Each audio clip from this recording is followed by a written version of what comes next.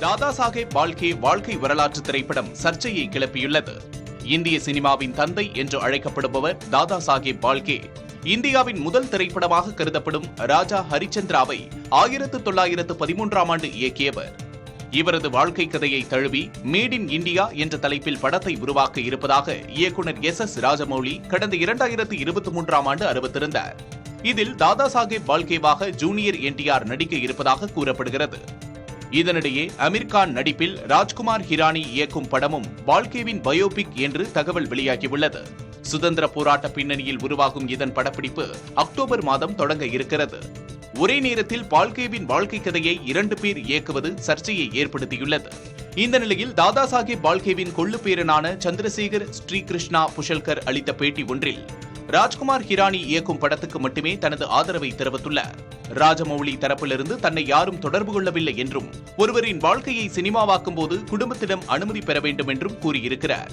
அதோடு ராஜ்குமார் ஹிரானி இயக்கும் படத்தில் பால்கேவின் மனைவியாக வித்யா பாலன் நடிக்க வேண்டும் எனும் விருப்பத்தையும் அவர் தெரிவித்துள்ளார்.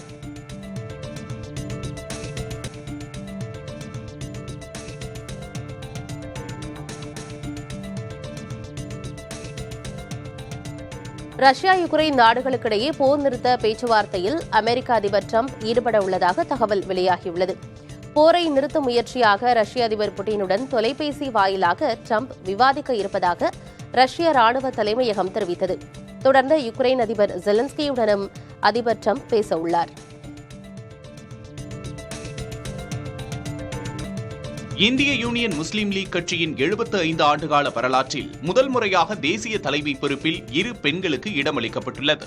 கேரளாவைச் சேர்ந்த தலித் தலைவர் ஜெயந்தி ராஜன் மற்றும் தமிழ்நாட்டைச் சேர்ந்த பாத்திமா முசாஃபர் ஆகியோர் தேசிய உதவி செயலாளர்களாக நியமிக்கப்பட்டுள்ளனர். பெண்களின் பிரதிநிதித்துவத்தை அதிகரிக்கும் நோக்கில் இந்த முடிவு எடுக்கப்பட்டுள்ளது. ஜெயந்தி ராஜன் 2010 முதல் அரசியலில் தீவிரமாக ஈடுபட்டு வருகிறார். பாத்திமா முசாஃபர் முன்னாள் IUML தேசிய தலைவரின் மகள் என்பது குறிப்பிடத்தக்கது. புதிய போப்பாக பதவியேற்றுள்ள 14ஆம் லியோ முதலாக தனக்கான பிரத்யேக போப் மொபைல் வாகனத்தில் பயணித்தார். வாட்டிகன் புனித பீட்டர் சதுக்கத்தில் போப் மொபைல் வாகனத்தில் பயணித்த லியோ பாதையோரத்தில் திரண்டிருந்த ஆயிரக்கணக்கானோருக்கு ஆசைகளை வழங்கினார். அப்போது மக்கள் உற்சாகம் பெருக்கெடுக்க போப்பை நோக்கி கையசைத்தனர். போப் மொபைல் என்ற வாகனம் பொதுமக்கள் போப்பை எளிதில் பார்ப்பதற்காகவென்றே வடிவமைக்கப்பட்ட திறந்தவெளி வாகனமாகும். போப் வெளிநாடு செல்லும் போதும் இவ்வாகனம் அவருடன் செல்லும்.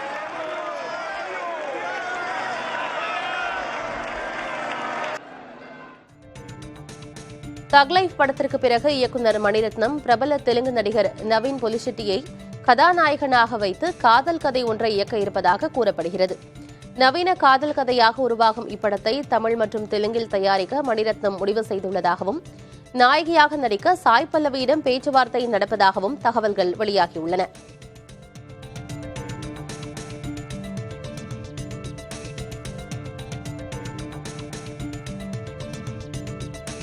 அமெரிக்காவின் கடன் பெறும் தகுதியை உலக பொது மதிப்பீட்டு நிறுவனமான மூடிஸ் குறைத்துள்ளது. AAA என்ற நிலையில் இருந்த அந்நாட்டின் தகுதி நிலை AA1 என குறைக்கப்பட்டுள்ளது. இது கடனை திரும்ப செலுத்துவதற்கான அமெரிக்காவின் திறன் குறைந்துள்ளதை வெளிப்படுத்துவதாக அமைந்துள்ளது. மூடிஸின் இந்த நடவடிக்கையால் அமெரிக்க பங்குச்சந்தை வீழ்ச்சி கண்டது. இந்தியா உள்ளிட்ட நாடுகளை பாதிக்கும் அபாயம் உள்ளது என்றாலும் அமெரிக்க டாலர் மீதான உலகின் நம்பிக்கையில் இது உடனடியாக தாக்கத்தை ஏற்படுத்த வாய்ப்பில்லை என துறைசார் நிபுணர்கள் கூறுகின்றனர்.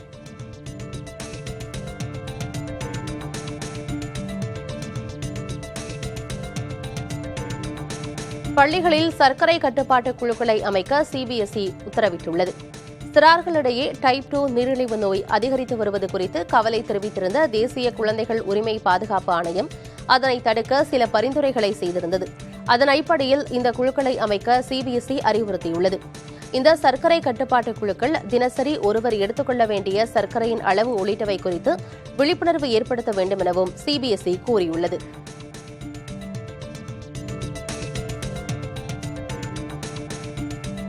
ராமாயணம் திரைப்படத்தில் ராவணனின் மனைவி மண்டோதரி கதாபாத்திரத்தில் நடிகை காஜல் அகர்வால் நடிப்பதாக தகவல் வெளியாகியுள்ளது.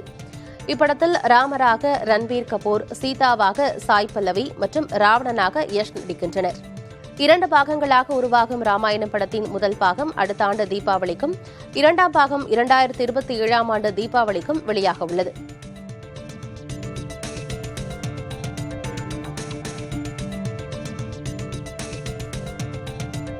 இந்திய ஐடி துறையில் சேவை பிரிவு நிறுவனங்களிலிருந்து ஊழியர்கள் வெளியேறுவது அதிகரித்துள்ளது. குறைந்த ஊதிய உயர்வு காரணமாகவும் ஜிசிசி என்று அழைக்கப்படும் சர்வதேச திறன் மையங்கள், ஸ்டார்ட் அப் மற்றும் ப்ராடக்ட் நிறுவனங்களின் முக்கியத்துவம் காரணமாக சர்வீஸ் நிறுவனங்களிலிருந்து ஊழியர்கள் வெளியேறி வருவதாக மனிதவள மேலாளர்கள் தெரிவிக்கின்றனர். கடந்த மார்ச் மாதத்துடன் முடிந்த காலாண்டில் இன்போசிஸ் நிறுவனத்திலிருந்து தாமாகவே வெளியேறிய ஊழியர்களின் எண்ணிக்கை 14.1%ஆகவும், டிசிஎஸ் நிறுவனத்தில் 13.3%ஆகவும் உயர்ந்துள்ளது. ஜிசிசி மற்றும் ப்ராடக்ட் பிரிவு நிறுவனங்களுக்கு ஊழியர்கள் நகர்ந்து வருவதாக கூறப்படுகிறது.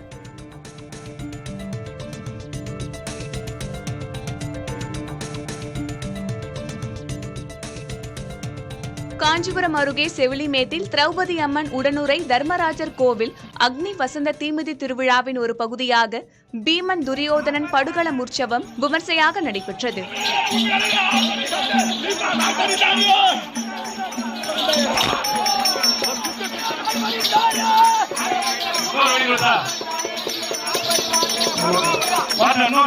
இதையொட்டி மிகப்பெரிய துரியோதனன் சிலை அமைத்து கட்டை கூத்து கலைஞர்களால் பீமன் துரியோதனன் போரிடும் போர்க்கள காட்சி நடத்தப்பட்டது. காஞ்சிபுரம், செவிலிமேடு, ஓரிக்கை மற்றும் சுற்றுவட்டார பகுதிகளைச் சேர்ந்த பக்தர்கள் பலர் பங்கேற்றனர்.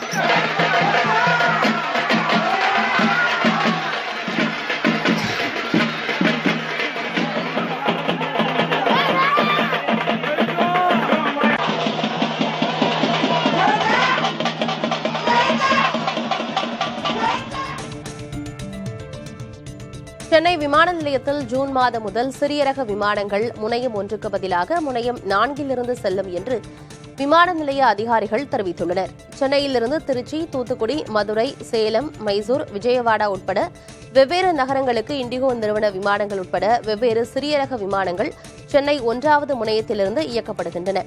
இந்த முனையத்தில் சில மேம்பாட்டு பணிகள் மேற்கொள்ளப்பட உள்ள நிலையில் வரும் ஜூன் மாதம் முதல் சிறிய ரக விமானங்கள் 4வது முனையத்திலிருந்து புறப்படும் என்று தெரிவிக்கப்பட்டுள்ளது.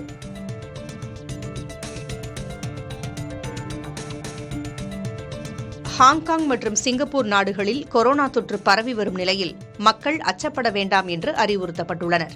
சிங்கப்பூரை பொறுத்தவரை மே மாத தொடக்கத்தில் கொரோனாவால் பாதிக்கப்பட்டோரின் எண்ணிக்கை 11,100ஆக இருந்த நிலையில் 14,200ஆக தற்போது அதிகரித்துள்ளது.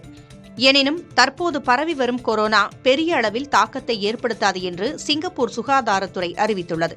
இதேபோல் ஹாங்காங்கிலும் கொரோனா தொற்று பரவி வரும் நிலையில் அங்கு 30ற்கு மேற்பட்டோர் உயிரிழந்ததாக தகவல் வெளியாகியுள்ளது. இதில் பெரும்பாலானோர் மூத்த குடிமக்கள் என்பதும் தெரியவந்துள்ளது. எனினும் மக்கள் அச்சம் கொள்ள வேண்டாம் என்றும், சுவாச கோளாறுகள் இருப்பின் வீட்டிலேயே இருக்க வேண்டும் என்றும் அறிவுறுத்தப்பட்டுள்ளது.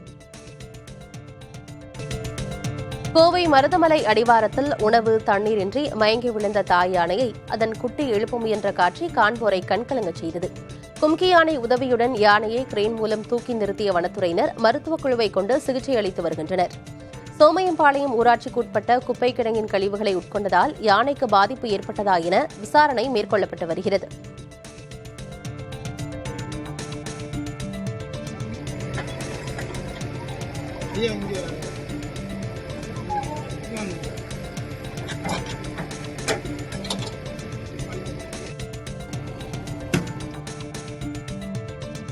கன்னியாகுமரி மாவட்டம் திருப்பரப்பு அருவியில் குளிக்க ஏராளமான சுற்றுலா பயணிகள் திரண்டனர்.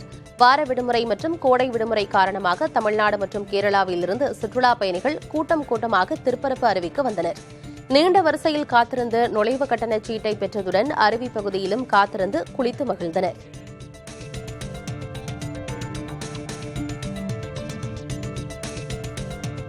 ஐபிஎல்லில் சன்ரைசர்ஸ் ஹைதராபாத் அணியின் தொடக்க ஆட்டக்காரர் டிராவிஸ் ஹெட்டுக்கு கொரோனா தொற்று நோய் ஏற்பட்டுள்ளதாக தகவல் வெளியாகியுள்ளது. இதனால் நாளை நடைபெறவுள்ள லக்னோ சூப்பர் ஜெயின்ஸ் அணிக்கு எதிரான போட்டியில் அவர் பங்கேற்க மாட்டார் என்று ஹைதராபாத் அணியின் தலைமை பயிற்சியாளர் டேனியல் வெட்டோரி தெரிவித்துள்ளார். இந்த ஆண்டு ஐபிஎல்லில் 11 போட்டிகளில் 2 அரை சதங்களுடன் 281 ரன்களை அடித்துள்ளார். இந்தியா பாகிஸ்தான் மோதல் காரணமாக ஐபிஎல் தள்ளி வைக்கப்பட்டதால் தாய்நாடான ஆஸ்திரேலியாவிற்கு சென்ற டிராவிஸ் ஹெட்டுக்கு கொரோனா தொற்று ஏற்பட்டுள்ளது. அடுத்த போட்டியில் டிராவஸ் ஹெட் பங்கேற்பார் என்று வெட்டோரி நம்பிக்கை தெரிவித்துள்ளார்.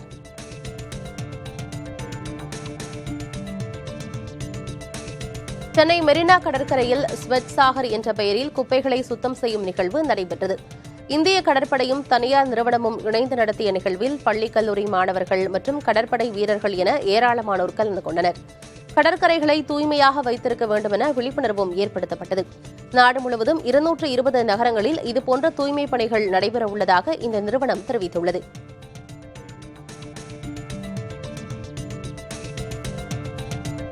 கிரிக்கெட் வீரர்கள் தங்களை நன்றாக அறிந்து கொள்ளும் போது திறன் மேலும் அதிகரிக்கும் என்று இந்திய அணியின் முன்னாள் தலைமை பயிற்சியாளர் ராகுல் டிராவிட் தெரிவித்துள்ளார்.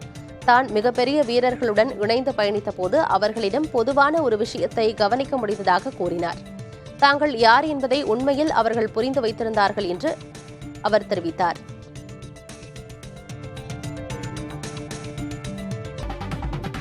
ஆந்திர மாநிலம் குப்பம் அருகே தண்ணீர் தேங்கிய பள்ளத்தில் விழுந்து தமிழ்நாட்டைச் சேர்ந்தவர் உட்பட 3 சிறார்கள் உயிரிழந்தனர். தேவராஜபுரத்தில் புதிதாக திறக்கப்பட்ட தேவாலயத்தின் முன் விவசாய நிலத்திலிருந்து மண் எடுத்து கொட்டப்பட்டுள்ளது.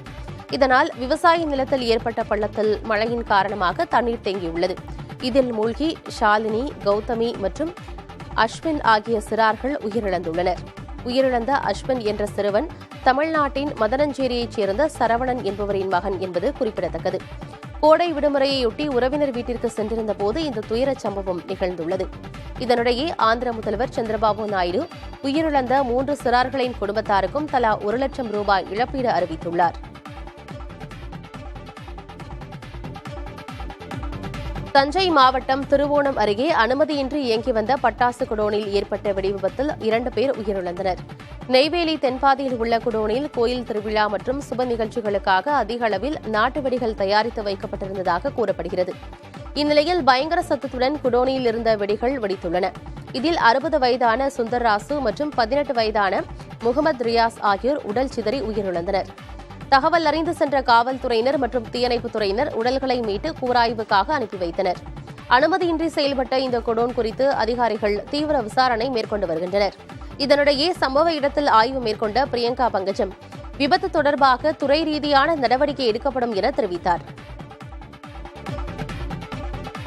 திருவிழாக்காக அன்லைசன்ஸ்டாக ஒரு லோக்கல் கிராக்கர் யூனிட் மாதிரி ஸ்டோரேஜ் பண்ணியிருக்காங்க. ரீசெண்டாக தான் மழை வந்ததுனால இங்கே மூவ் பண்ணதாக இனிஷியல் ரிப்போர்ட்ஸில் சொல்கிறாங்க. ஸோ அந்த யூனிட்டில் ஃபயர் ஆகி பிளாஸ்ட் ஆனதில் ஆர்சிசி ஷெட் கொலாப்ஸ் ஆகி 2 நபர்கள் இறந்து போயிருக்காங்க. துறை ரீதியாக என்ன நடவடிக்கையோ அதை ஃபாலோ பண்ணுவோம். என்கொயரி போயிட்டுருக்கு.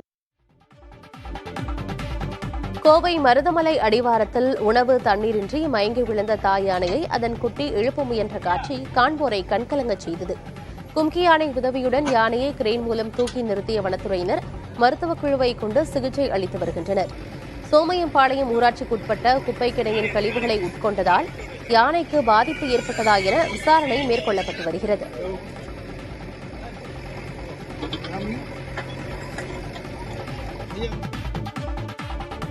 கிருஷ்ணகிரியில் ஒரு வாரமாக பெய்த மழையால் கரீம் ஷாஹிப் ஏரி மற்றும் தேவசமுத்திரம் ஏரி நிரம்பி வழிகிறது.